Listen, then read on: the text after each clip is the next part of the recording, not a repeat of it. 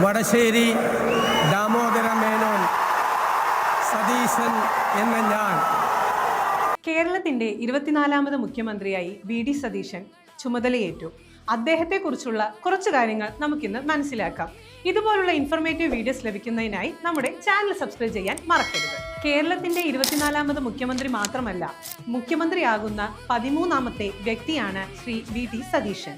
പ്രതിപക്ഷ നേതാവായിരുന്ന അദ്ദേഹം നോർത്ത് പറവൂരിൽ നിന്ന് 20,600 വോട്ടിന്റെ ഭൂരിപക്ഷത്തിലാണ് തുടർച്ചയായ 6ാം തവണയും നിയമസഭയിൽ എത്തിയത്. അദ്ദേഹം 78,658 വോട്ടുകളാണ് ഇപ്രാവശ്യം നേടിയത്. അതായത് മണ്ഡലത്തിൽ പോൾ ചെയ്ത ആകെ വോട്ടുകളുടെ 49.3% അദ്ദേഹം സ്വന്തമാക്കി. കോൺഗ്രസിന്റെ ദേശീയ വിദ്യാർത്ഥി സംഘടനയായ NSUI ദേശീയ കമ്മിറ്റി സെക്രട്ടറിയായി അദ്ദേഹം പ്രവർത്തിച്ചിട്ടുണ്ട്. AICC അംഗമായും KPCC വൈസ് പ്രസിഡന്റായും പാർട്ടി സംഘടനയിൽ നിർണായക ചുമതലകൾ വഹിച്ച വ്യക്തിയാണ് അദ്ദേഹം.